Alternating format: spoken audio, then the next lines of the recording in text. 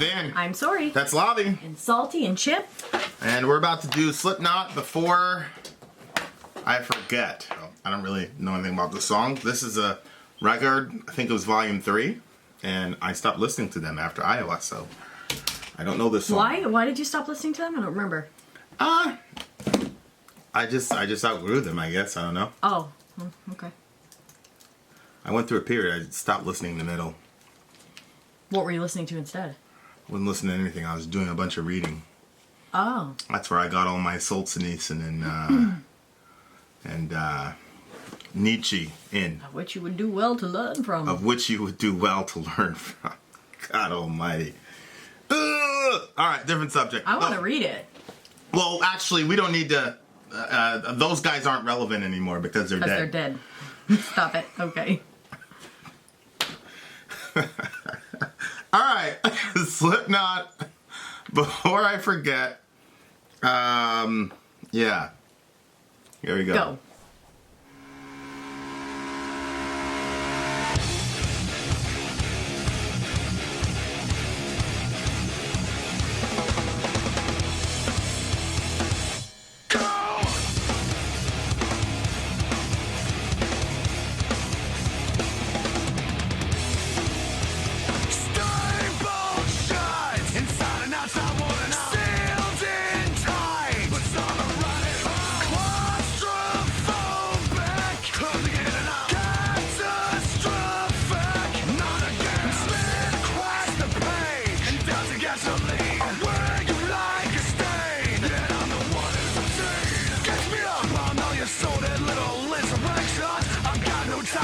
I'm just caught up in all the cattle. Free the strings, throw the shapes, hold your breath. Listen! I am a world before I am a man. I was a creature before I could stand. I will remember before I forget. Before I forget that.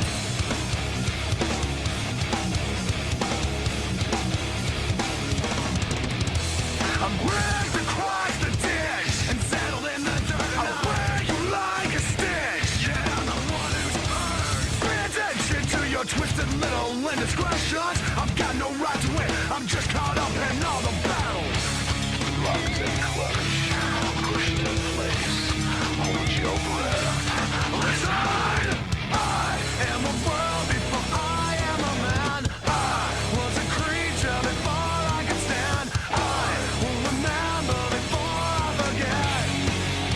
Before I forget that. I am a world before I am a man. I was a creature before I could stand. I will remember before I forget. Before I forget that.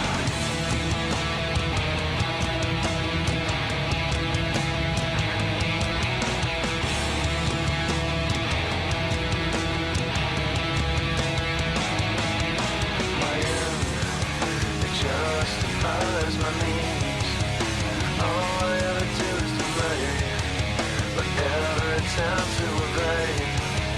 The end of the road in my hand, it justifies my means. All I ever do is delay, my every attempt to evade. The end of the road. I am a world before I am a man. I was a creature before I could stand. I remember before I forget. Before I forget that.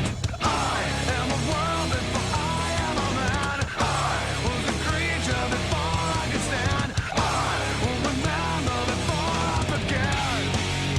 Before I forget that. I am a world before I am a man. I was a creature before I could stand. I will remember before I forget.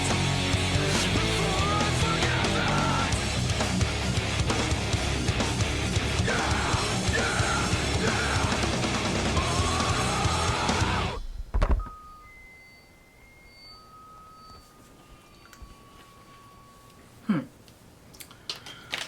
I mean, I don't think that was it wasn't one of my favorites from them.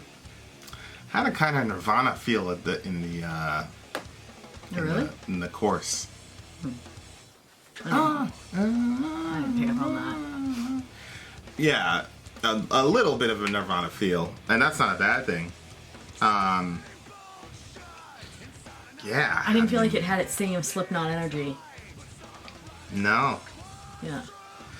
There was another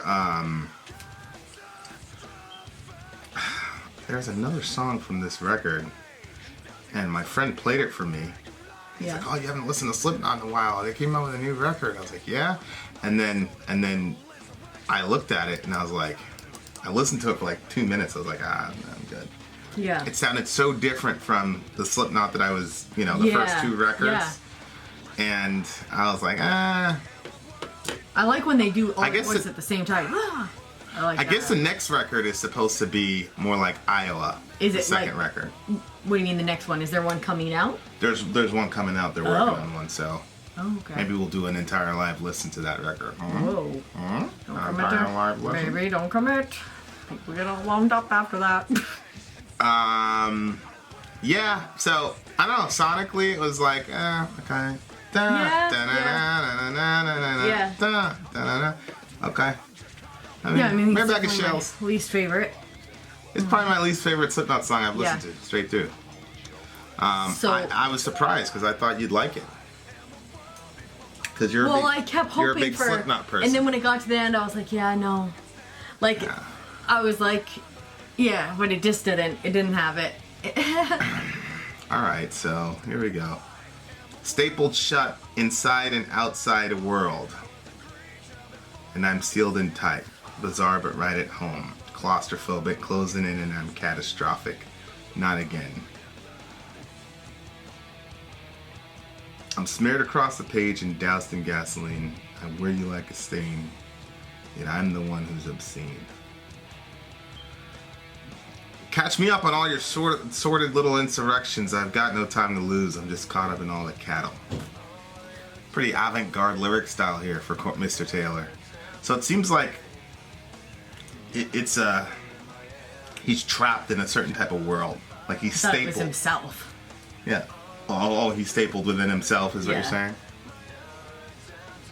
I don't know. So I'm like looking at their timeline and I'm like, okay, they got really, really big at this point. Yeah. So maybe it's them entering into like being popular and being, because that opens you up into different spheres and different worlds.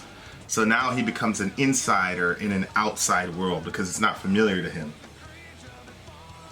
See what I'm saying? Staple Yeah. shut inside and outside world because that world was unfamiliar to him because Yeah. they never thought they were going to get popular because they were such an extreme band. Mm-hmm. And then all of a sudden they get skyrocketed into this giant popularity. So Yeah. they always thought they were going to be outsiders and now they're in an inside world. Oh. I'm still in tight, bizarre, but right at home because it's strange, but like he's still himself, so he's, but it's you spend your whole life being an outsider and now like you're the center of attention. Yeah. I'm smeared across the page. Do you think that's like when he's writing? Yeah. It just feels like at some point it just becomes just. Yeah. It's just. And doused in gasoline. Yeah, you can't have that same. But that's claustrophobic, closing in, I'm catastrophic. Yeah, so it's like you get claustrophobic because the more popular you get, the more and more people are closing in on you. Mm-hmm. And then, you're catastrophic because it's like, you could explode at any point and that would be a catastrophe because it's like, Corey Taylor flips out on a fan or whatever. That would be a disaster. Yeah. Because people like that aren't allowed to have a bad day. No. You know, I mean, like- I think they should be able to have a bad day. Yeah, when if I- they blew up, I'd be like, oh. when I met them, they were like super nice and overly generous. Yeah. That was in the middle of the Iowa tour, the Pledge of Allegiance tour. Mm-hmm. So they were really, and they came to Maine. That shows you how small they were at the time because Yeah. no band comes to Maine. What year was that? 2001. It was like a couple weeks after 9/11. Did you go What? to the show? Of course. I was the first one there. We showed up 8 hours early. I made damn sure that I was right there in that front row. That's where I got all the merch, all the pics and all this. I got this from number 4. I think I knew somebody that was at that same concert. That very day? Weird. I'm sure. Yeah, because I remember That was your boyfriend, right? Shout out to the big homie. What's up, man? How's it going? I'm doing pretty good. Savage. Yeah. That's just weird, but yeah. Yeah, he probably would have been there for sure. So yeah, like claustrophobic and I'm catastrophic. Not again. So it's like now he's in a different world because he's a rock star now. Like you're like a bona fide. You're not an underground person anymore. Yeah. I wear you like a stain, yet I'm the one who's obscene. Like people are on him. Yeah. You know, but like I'm the bad guy. But you're like all up on me. You can't give me a break. Catch me up on all your sordid little insurrections. I've got no time to lose. I'm just caught up in all the cattle. Oh my Like gosh. all these people coming and telling me his life, all their life stories and all the rest of it. He's like, I've got no time. I've got nothing better to do than listen to y'all. Sure. I'm just caught up in all the cattle. Yeah. Oh my gosh. Yeah, I think he had to be very Yeah. very subliminal on Speaking this. code because he was saying some real insulting shit. And this is called the subliminal verses. So yeah, okay, yeah. he'd have to speak in he'd have to speak in code because people would be like, what? how could you like Eminem came out with that song The Way I Am. What would he say? I'm thankful for every fan that I get, but I can't take a shit in the toilet without somebody standing by it. Oh, No, I won't sign an autograph. You can call me an asshole. I'm glad because he came out with that song. He's like, fucking leave me alone. Like, you can't do that when you're Slipknot. Yeah. Because their whole thing was, we're maggots and we're outsiders and we're all the voice of the outsiders and all that shit. Oh, no. And then, like, when people take that, Oh, my gosh. it's like, people aren't satisfied with just them being the voice. Yeah. You've gotta come in and like take. Oh my word. Whenever you do that, it makes me feel so claustrophobic. Like how, oh my gosh. He's caught up in all the cattle. There you go. I don't think I could be a rock star. I think that I wouldn't be able to handle that. Like I need some. I'm a world before I'm a man. What? Fray the strings, throw the shapes, hold your breath, listen. What do you think that is? Fray the strings, like playing hard and it. You think, or? I don't know. It could be playing hard, like throw the shapes, throwing their picks out. It's like the shape, and then isn't there a circle on the little? I don't think so. But then hold your breath. Listen, didn't make any sense. Yeah, I don't know. I don't know what that means. That doesn't make any sense to me. Tell us what you guys think it means. Tell us what you think it means. I'm a world before I'm a man. I was a creature before I could stand. I remember before I forget that. Maybe he doesn't like what he's becoming because of all his fame. Well, you lose your, you lose who you are. You lose your humanity. There's lots of ways to dehumanize a person. Yeah. Like one way to dehumanize a person is to go, oh, you're not worth anything. And another way to dehumanize a person is to deify them. Yeah, because now they're not a person anymore. Now you're not a person. You're still not a person. So he's a world before he's a man because a world is like populated with a bunch of people. So he's like the representative of all these people, all the maggots. Oh my gosh. Before he's an actual individual. Wow, I think you're right. He's losing himself, but he doesn't really want to lose himself. You know what? I remember before I forget. Maybe then the sound of this song makes sense. Because it doesn't have, in my opinion, that authentic Slipknot sound. So maybe it's like the whole like losing yourself in the... I don't think that that's smart. How dare you? How dare you? I just don't think that they're that smart. Well, I'm going to say that that's what they did. I doubt Or maybe it's the inevitable end of what he's talking about is that he loses his authentic sound. Maybe it's not but he's like one out of planned it. 9 guys. You don't think they're all feeling like that? No, I think they're all feeling like that in varying degrees. Of course, the other side of that is... Exactly. The other side of that is that if we're right, then why take off the masks? See, if I was in Slipknot, I would never take off the mask. You would never know. Oh, they take them off? Well, yeah, I mean, they've done it. You've seen them. They've done interviews and all that. Corey's done interviews. Oh, that's right. Like, you would never see that from me. Like, I would have the mask on the entire time. Are you sure? For sure. I think somebody would come in and start telling you a sad story, and then you would take off your mask. That would never happen. I might give him my email address. For sure. But you wouldn't take your mask off? Not if I was these guys. Millions of people. What would you guys do if all of a sudden we peeled our faces off and we had another face? And we didn't look like us. I will remember before I forget that. I think he's like trying to hold on to himself. Yeah, that's sad. What do you mean? Just the feeling of losing yourself and all of the, you know, because there's got to be a sense in which, you know, by them getting bigger, they're going to be able to support their families more, For sure. and you know, possibly have to work less, you know. But Yeah. then at the same time, there's a cost involved, and now you're bigger, and there's more pressures, and there's more, you know, and then the feeling of losing yourself in some endeavor is a, you know, horrible feeling. And then I assume that you would lose the feel of just your love for the music, you know? I don't know. So it's Yeah. sad to me. But at least he says, I will remember before I forget. Like, he's trying. Yeah. But then what is this? My end, it justifies my means? All I ever do is delay. My every attempt to evade the end of the road, my end, it justifies my means. So, is he not going to get it? Is he not going to remember? Or is he saying whatever he has to do to get to not forgetting himself, but then my every attempt to evade? What do you think it means? I think he's trying to evade losing himself. He's trying to do everything in his power not to lose himself. Right. But it's a double entendre, right? Because on the one hand, he's saying there's a Machiavellian phrase: the end justifies the means. Yeah. So, however you can get there, right? Doesn't matter what Yeah. the moral implications are. Yes, just I've get heard of that, yep. Just get there. Yep. But then it's also my end, meaning my death, or The end of the ultimate loss of myself, or whatever. So my end, it justifies my means. Yeah. All I ever do is delay my every attempt to evade. Oh, okay. And I then keep thinking that's Then the it goes end. back to the repetitive course. Oh, it does. God Almighty, help us. I just did not like this song. I know. At all. What is it? At all. Like a two? I didn't like the song. It's Was just that bad? it's just too repetitive. Yeah. I'm ripped across the ditch and settled in the dirt, and I wear you like a stitch, yet I'm the one who's hurt. Pay attention to your twisted little indiscretions. I've got no right to win.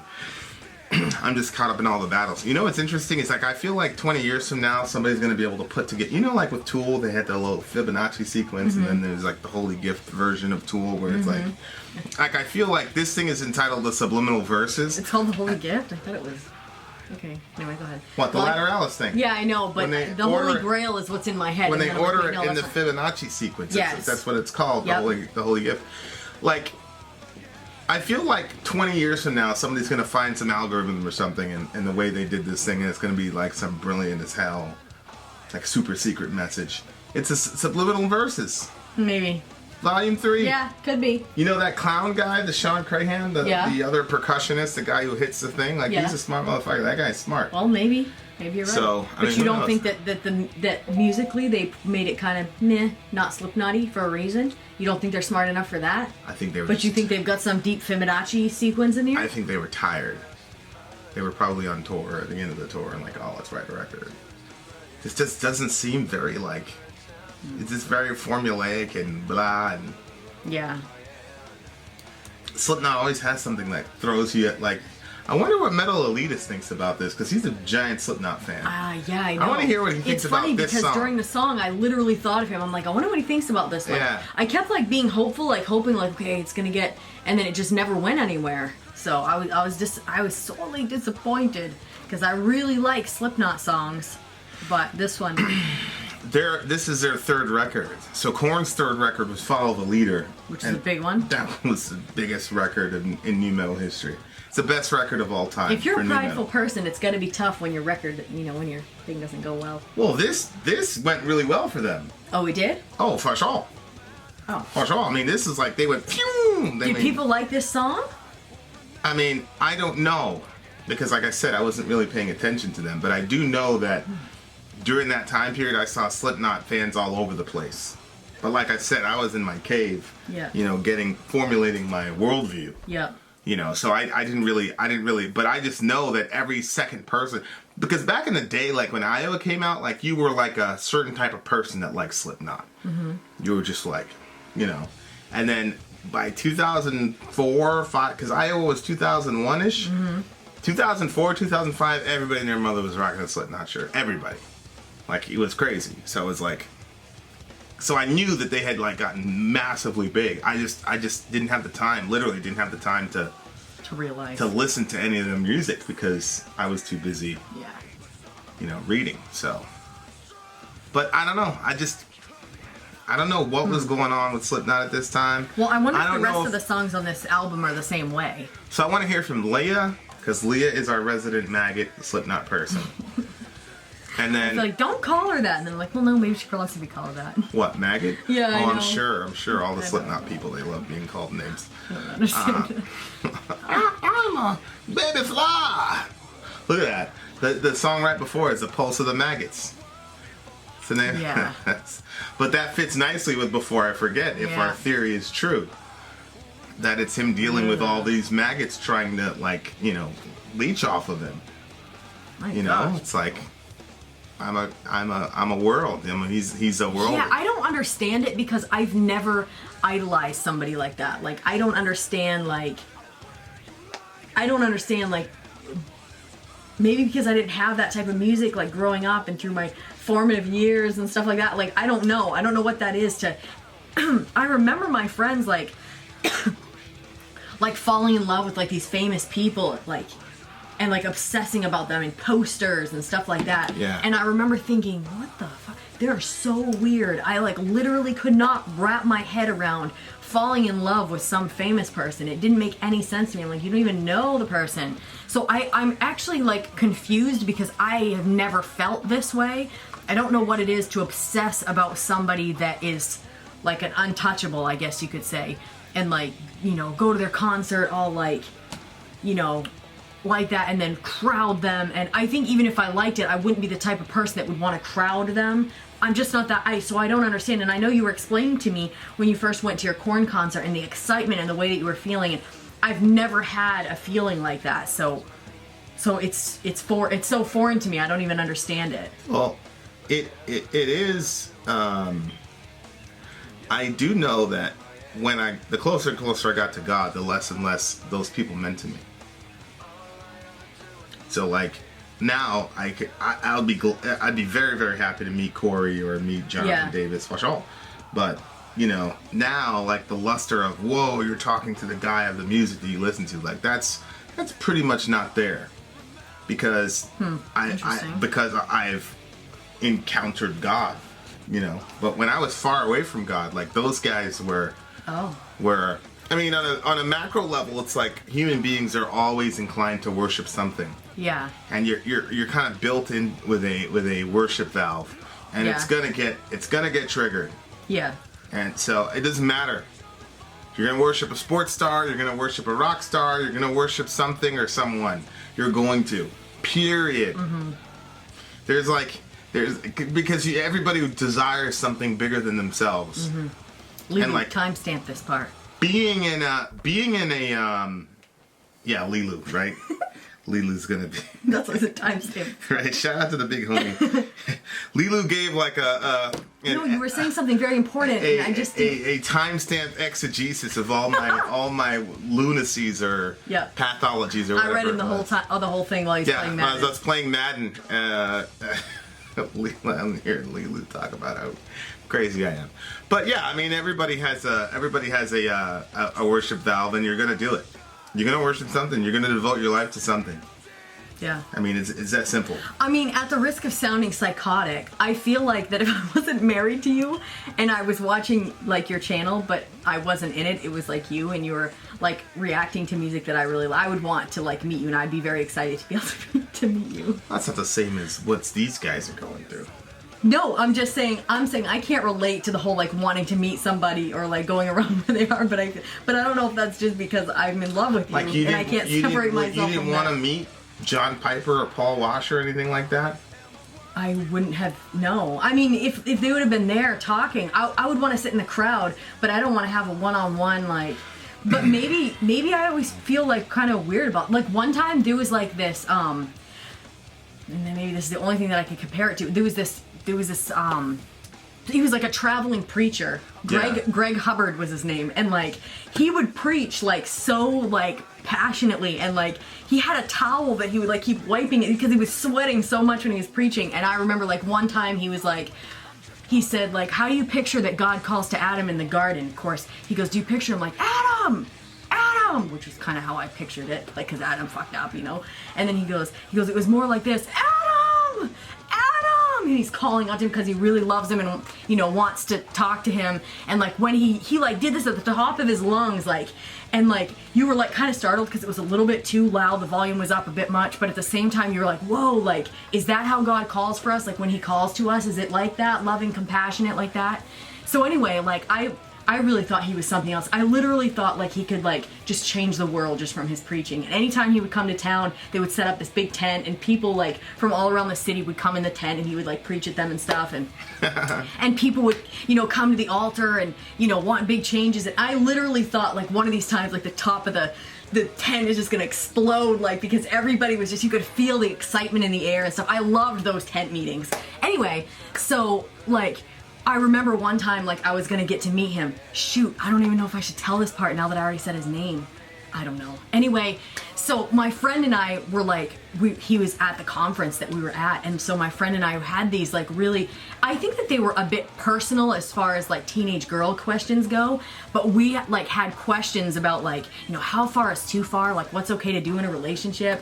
And so we looked at him as like a spiritual leader, you know, I guess. And we did. And so we got a chance, like when you got up close to him, all of a sudden people's features look different because like you're used to seeing him at a distance, and all of a sudden like he was like right up close to us, and I was like feeling uncomfortable because I was like, it was kind of exciting, like, oh my gosh, this is like him, you know? And then we asked the question, and like he felt so, I don't know, uncomfortable. He never answered the question, and he was like gone. And like I looked at my friend, I was like, what just happened? Like, because I expected some like mad powerful thing to come out, and like it just kind of like, so maybe after that, like I was just kind of like, maybe people aren't really like, you can be all riled up and excited, but like, I don't know, maybe meeting people, because I was disappointed. I think I felt a little bit hurt by that. And so maybe after that, I don't know. But again, I didn't have these bands that I was like super excited about, and so I don't know. Yeah. Well, yeah. Although when I was a teenager, my mom had introduced me to this Christian band. It's so dumb. If you guys look it up, you'll never. Anyway, his name was Carmen, and I think if I would have gotten a chance to meet Carmen, I would have been really excited because like he did like these different like powerful songs, and it was fun. I'll tell you guys about it another time. Yeah, but there was Carmen. One I really liked. YouTube Carmen. You guys would probably like. I need a Satanist to do a review of Carmen with us. Yes. Do you remember the Devil's Invitation or something like basically a Satanist invites Carmen, like gives him like this. Yeah. The Devil's Invitation. Yeah, Yes. Oh my word! When I saw that, I used to get so fired up. Yeah, and then because he'd like preach, and like the little bird explodes like black, and like at the end, the Satanist is all like, "Oh my god!" I messed with the wrong Chris. Yes, Like, yes. look, But I was devil. like, yes, that's so true. Look, devil, you messed with the wrong one. And he's like kind of like doing this like white rap. Yeah, he's like Something. he's thug strutting.